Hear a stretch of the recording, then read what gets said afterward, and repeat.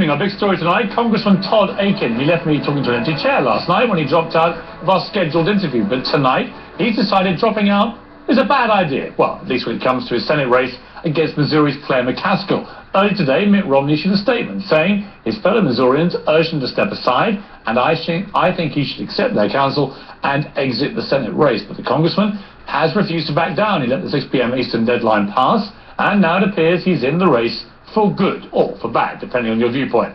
When he talked to Dana Lash on her radio show this afternoon, he actually sounded surprised at the uproar over his ridiculous comments. Basically, I misspoke one word in one sentence on one day, and everything changed overnight. Yeah, but what a hell of a sentence it was. Now, you've heard what the politicians had to say. Here now more on our big story, two women with very strong personal feelings on the questions surrounding rape and abortion.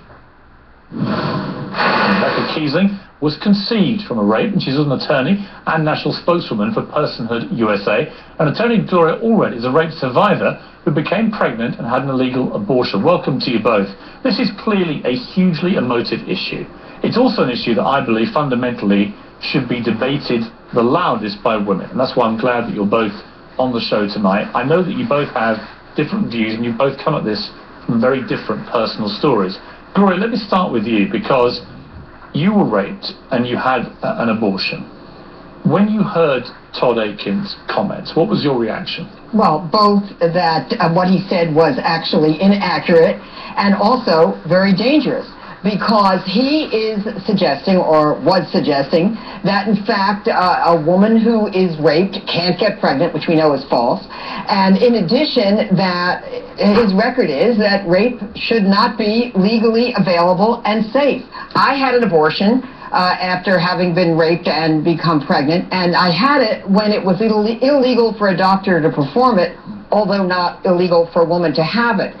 As a result of it being illegal and unsafe, I almost died because I had an infection, I hemorrhaged, I ended up having to go to the hospital, and my life was saved. But the point is this: we cannot go back to those days when abortion was a crime in the United States and when many women died or remained by illegal abortions. And that is why what he did was very, very dangerous. How would you have felt if you had been compelled to have that baby by the rapist who raped you?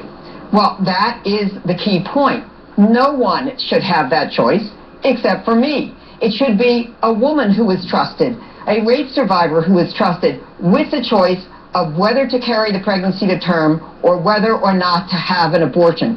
No politician sitting in Washington, whether it's Representative Akin or anyone else, should make that choice for me. And no person, as strongly as they may believe in their religious beliefs, should make that choice for me. I have the right to make that choice. Rebecca Kiesling, let me turn to you, because your mother was raped and she gave birth to you.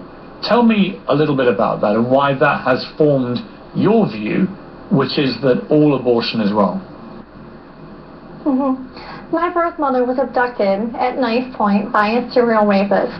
She went to two back alley abortionists, and I was almost aborted, but I was legally protected here in Michigan at the time. Abortion was illegal even in cases of rape. And so my birth mother was forced to carry me by law, and I owe my life to pro-life advocates, legislators who saw that mine was a life worth saving. And now today, my birth mother and I are both thankful. I totally respect and understand your position.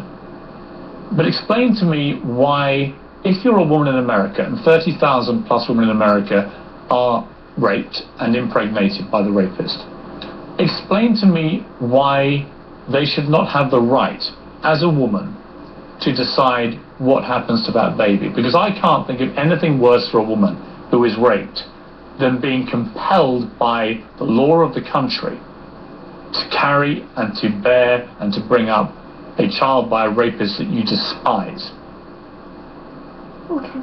Well, I understand that you care about women and you have compassion for rape victims, and I understand that you feel that in order to show compassion that you have to support abortion in such a case.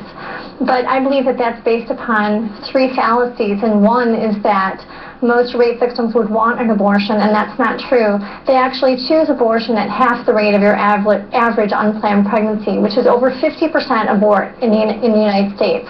Rape victims, it's between 15 to 25% who abort. Most people think that 95% of rape victims will want an abortion, and that's not true.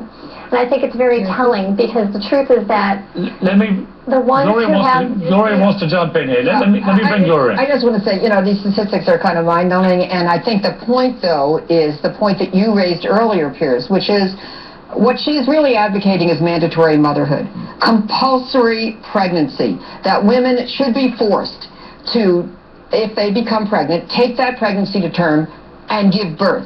I don't believe that the government should force women into that situation. I have no doubt that she's well-intentioned. I'm sure that others who believe in forcing women to continue pregnancies are well-intentioned. But that doesn't mean they have the right to force me to do what they wish me to do. And this is much bigger than Representative Aiken. It's bigger than Rebecca out there. It's part of the GOP platform that there should not even be an exception for rape and incest for abortion. And so this is very, very serious. I don't want anyone to go back to the days when abortion was illegal and when women like me almost died because we couldn't get safe and legal abortions. Yeah, I mean, Rebecca, this is the key thing for me with this, is that it's not a disrespect to you and your position.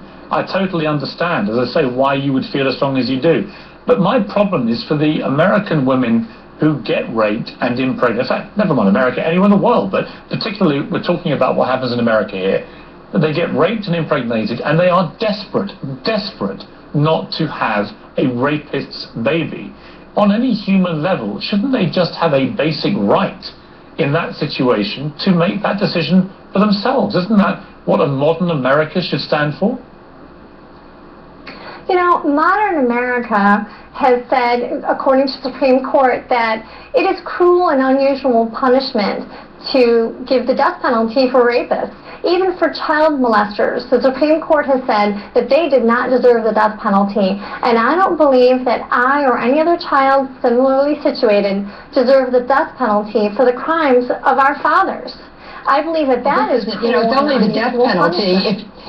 It's only the death penalty if you think that an embryo should have more rights than an adult woman, and that you consider an embryo a human life, or I mean a fertilized egg. Well, and I know, by the way, there are people like Congressman Ryan who literally have supported making an embryo a person as a matter of law, considering that as a matter of law. I personally don't think a fertilized egg should have more rights than an adult woman. And that's what I believe. And by the way, a lot of women who are rape victims, it's not that they detest the fetus. That's not necessarily the reason that they want to terminate a pregnancy. There may be lots of reasons. There may be emotional reasons. There may be economic reasons. It may not be something that is going to work in their lives at that time. They may care very much about being able to support a child, to love a child, to nurture a child, to make sure the child has everything the child needs, and they may feel that at that point in their life they can't do that. Rebecca, I mean, I will give you the last word here. All I would say is wait a minute, Rebecca, let me just say, I would have total respect for any woman who is raped, who believes that they can go through with the pregnancy and can give birth to that child. It would show extraordinary strength of character, as indeed your mother showed.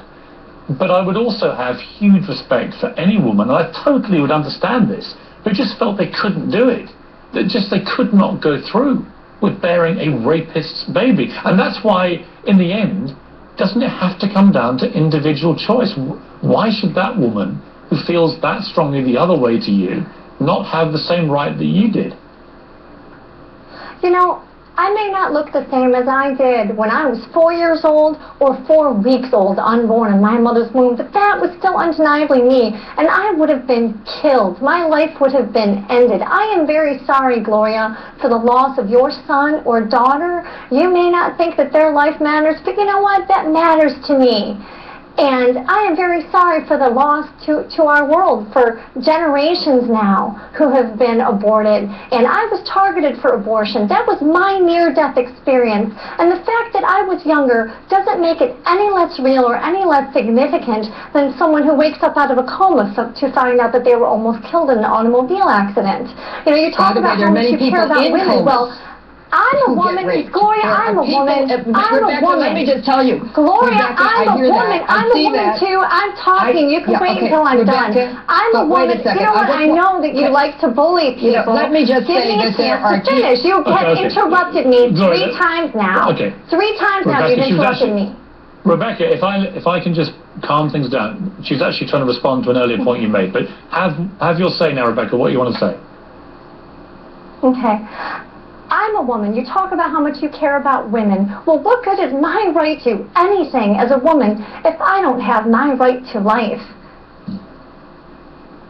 Well, let me just tell you, you brought up people in a coma. I've dealt with cases of women who have been in a coma, who have been raped. You talked about young people. There are many teenagers who are raped. Sometimes it's a date rape, sometimes it's acquaintance rape, sometimes it's a forcible rape, sometimes it's not a forcible rape, but it is a rape.